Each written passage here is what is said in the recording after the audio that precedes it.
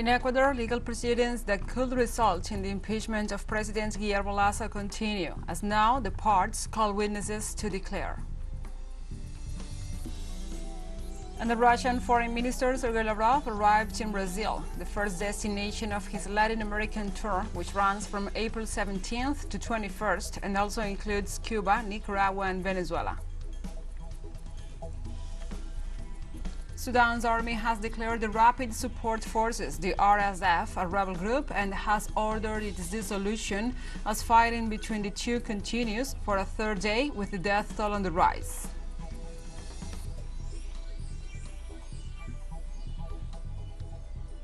From the headquarters of TeleSUR English in Havana, Cuba, this is From the South. I'm your anchor, Gladys Quesada, and these are the news. In Ecuador, legal proceedings that could result in the impeachment of President Guillermo Lasso continue, as now the parties call witnesses to declare. Among those summoned to testify are the former National Secretary of Anti-Corruption Public Policy, Luis Verde Soto, the acting Comptroller General of the state, Carlos Riofrio, and the former manager of Petroecuador, Hugo Aguiar, as well as the journalist of the digital media La Posta, Anderson Boscan. Last week, the impeachment petitioners brought to the legislative table 11 documentary evidence against Guillermo Lasso for alleged embezzlement in a contract between national companies. Lasso's attorney sent a letter to the Auditing Commission of the National Assembly requesting the practice of exonerated evidence.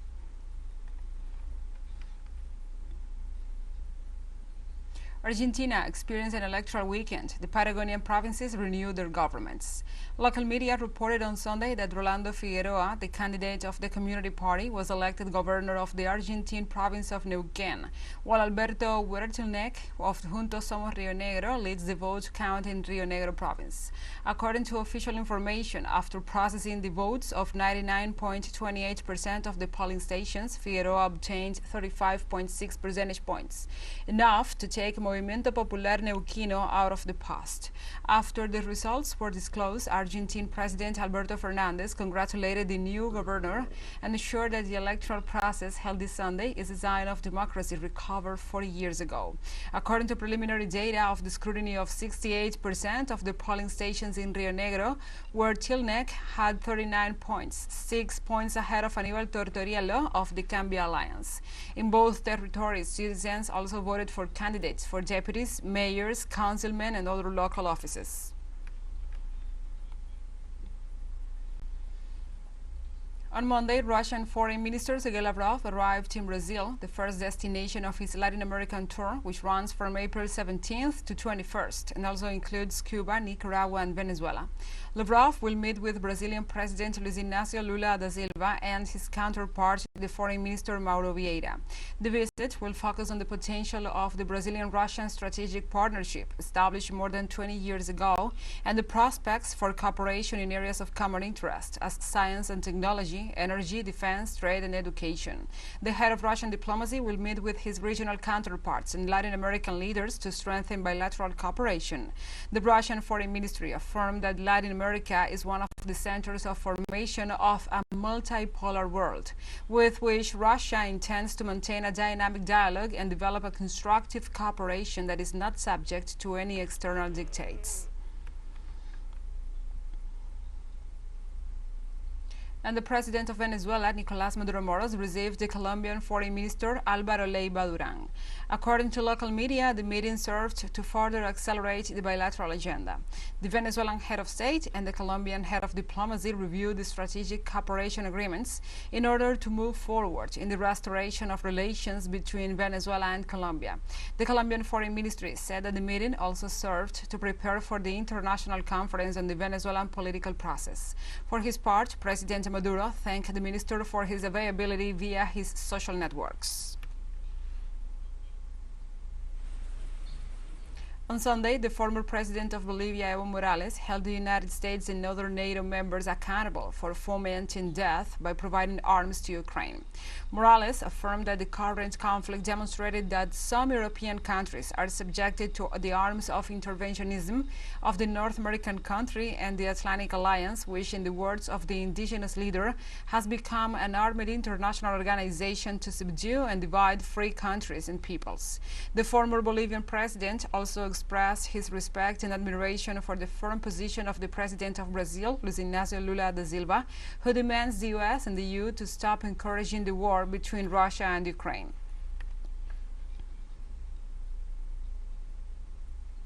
The Chilean government launched an intervention plan to increase police presence in 46 municipalities in the country. According to the government, the 46 municipalities are those where over half of the country's crimes are committed. The plan, called Streets Without Violence in Communities, will design a specific intervention strategy for each territory based on coordinated actions with Carabineros, the riot police body, strongly questioned specifically for the human rights violations committed particularly in the most precarious areas and during the social unrest of late 2019.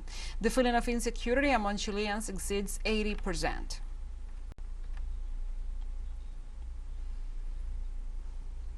The President of Colombia, Gustavo Petro, arrived in New York in the United States in the first official meeting between the two leaders and will take place at the U.S. government headquarters in Washington, D.C.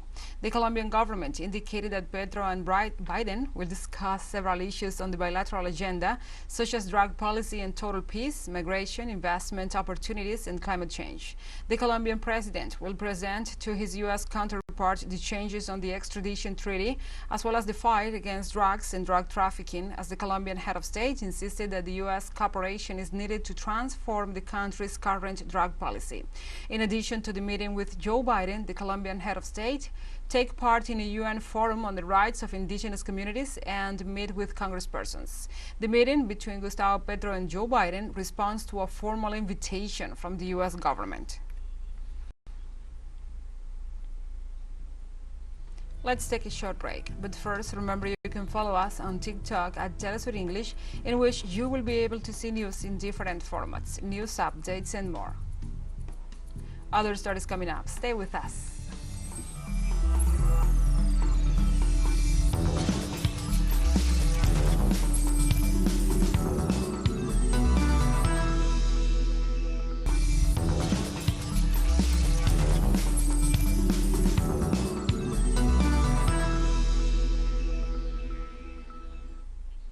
Welcome back.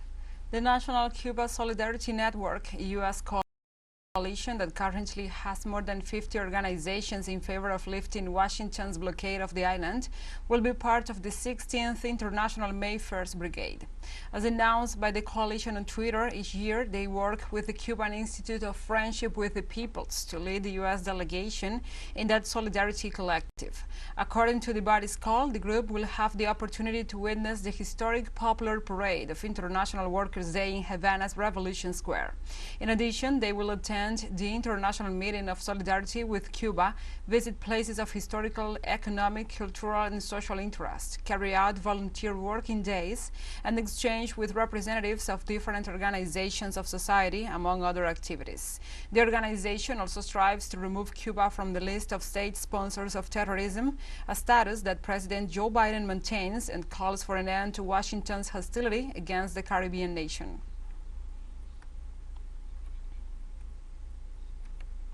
And the United States lives a spiral of armed violence. At least 7 dead and several wounded was the outcome of 3 mass shootings in Alabama, Kentucky, and Missouri during the weekend. A birthday party in the state of Alabama ended in tragedy on Saturday night after some 20 people were shot at the Mahogany Masterpiece Dance Hall in downtown Dadeville, a town of barely 3,000 inhabitants. Most of the victims, 4 of them fatal, were teenagers. The incident took place on the same day that 2 people were killed and 4 others were injured in a similar incident at Chickasaw Park in Louisville, Kentucky, in the southeast. Both shootings are in addition to the one reported on Friday in Kansas City, in Missouri, which resulted in the death of a man and 4 wounded, including a girl under 5 years old.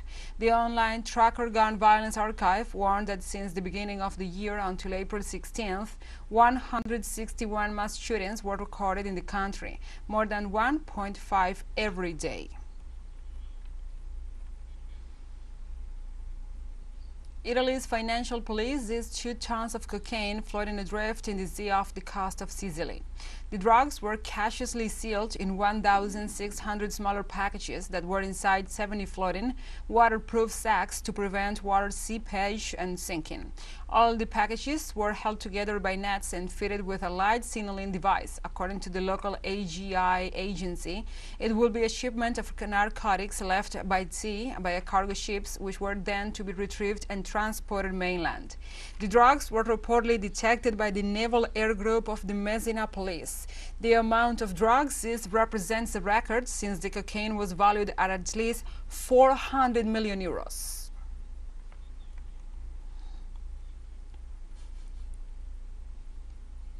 The British Parliament announced the opening of an investigation into Prime Minister Rishi Sunak for alleged conflict of interests. The investigation appears to have been prompted by his wife Akshata Murthy's link to a child care company called Koru Kids, which is listed on the government website as one of 6 agencies responsible for this. According to some media reports, the company will be a beneficiary of a government pilot scheme to incentivize people to become child carers. Parliament questions whether Sunak's statement on the issue was open and frank in accordance with the rules sent by the Standards Commissioner, as the company could benefit from a policy announced in the spring budget.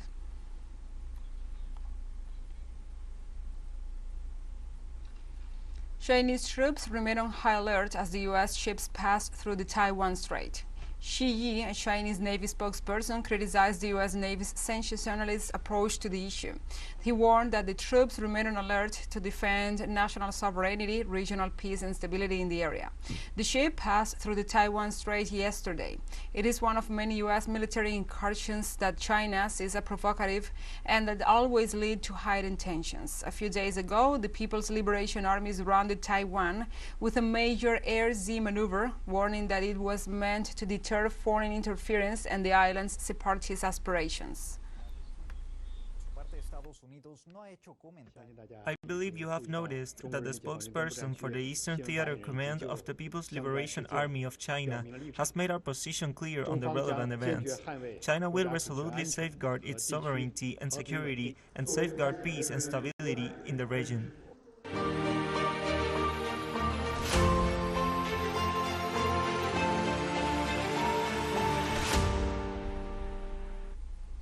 Now we move on to other topics. Deputy Foreign Minister Mikhail Galuzin on Russia stressed on Monday that this country is confronted with the military-industrial conglomerate of the North Atlantic Treaty Organization, NATO, and Ukraine, where Kiev is the springboard and the West is the headquarters, regard, and supplier.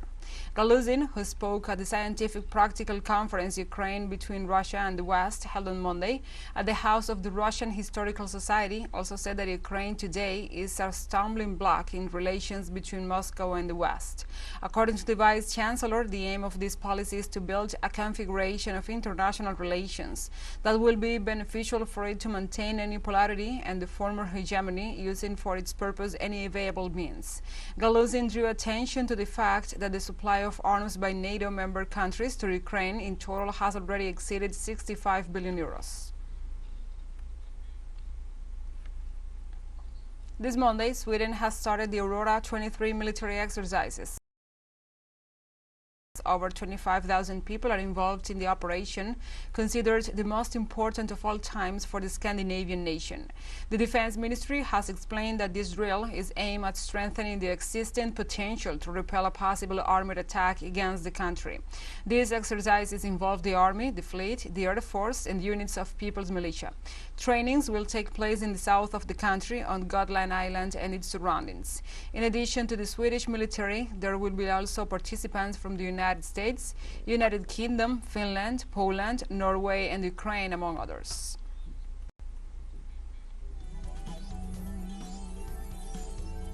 TeleSUR English continues to grow. You can now tune in from 33 different African countries using StarSat. Dial 461 and enjoy our Latin American alternative broadcast. One final short break, and we'll be right back. Stay with us.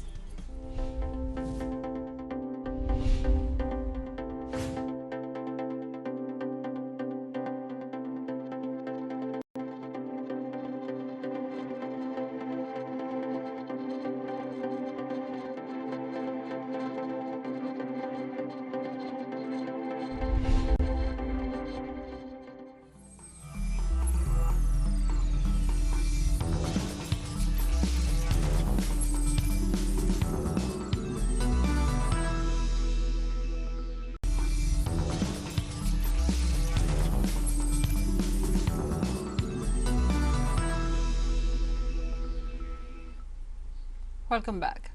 On Monday, Sudan's army has declared the Rapid Support Forces, the RSF, a rebel group, and has ordered its dissolution as fighting between the two countries continues for a third day with the death toll on the rise. The Sudanese Foreign Ministry said in a statement that General Abdel Fattah al-Burhan, the commander of the Sudanese army and the de facto head of state, had declared the RSF a rebel entity and that was fighting the state and ordered its dissolution. The Foreign Ministry statement also said that the fighting, which began on Saturday, was the result of our RSF rebellion against the Sudanese armed forces. Fighting shifted from Khartoum to outlying areas of the city, and at least 97 civilians have been killed during the fighting, with the number expected to be higher, according to the Sudan's Doctors Syndicate. The number of combatants killed is unknown.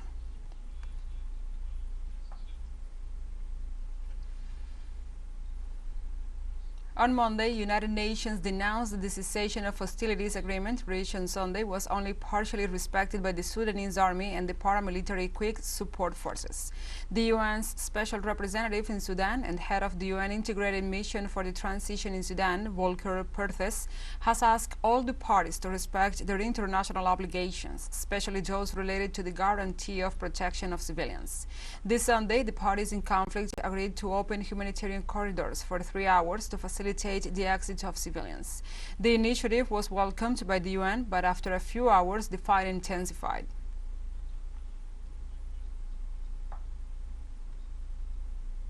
The Secretary General of the Palestinian Islamic Jihad, Ziad al-Najala, assured that the Palestinian resistance and its allies surround Israel.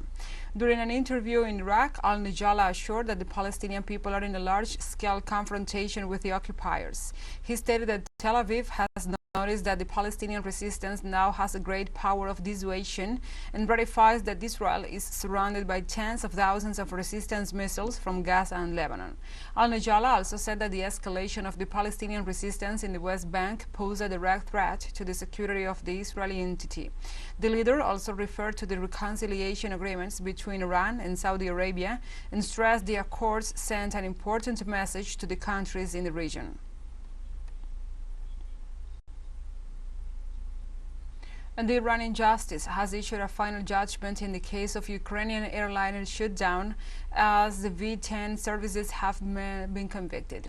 After extensive investigations and over 20 hearings, the Iranian Judicial Authority that initiated the process in 2021 has convicted at the second branch of Tehran's military court 10 people for their responsibility in the airplane incident.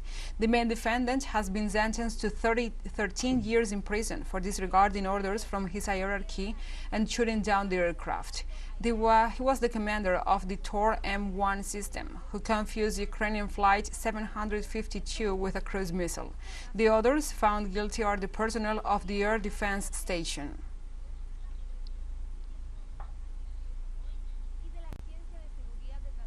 On Monday, Myanmar's military announced plans to release 3,113 prisoners, including 98 foreigners, to mark the nation's traditional New Year.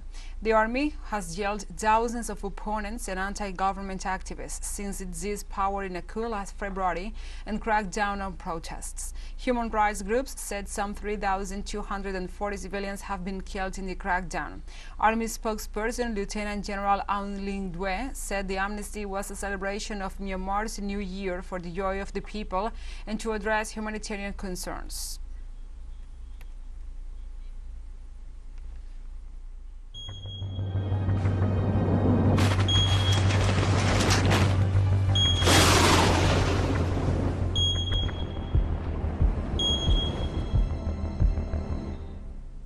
Now we move on to other topics. In Nepal, at least 70 hectares of forest was destroyed by a 3-day fire in Meghalaya district of Gandaki province, according to a report from the District Forest Division. According to a report from the District Forest Division, the fire was brought under control on Monday, but it affected the community forests of Gajure, Zalderi, Arthunge, and Jamungkot. The villagers assisted in extinguishing the fire in Gajure forest to prevent the flames from affecting the nearby settlement, as it happened to Haliganda, Poldara, and Saldina communities, the department said. The authorities detailed that the teams formed by the villagers fought the fire in the vulnerable settlements without the proper implements.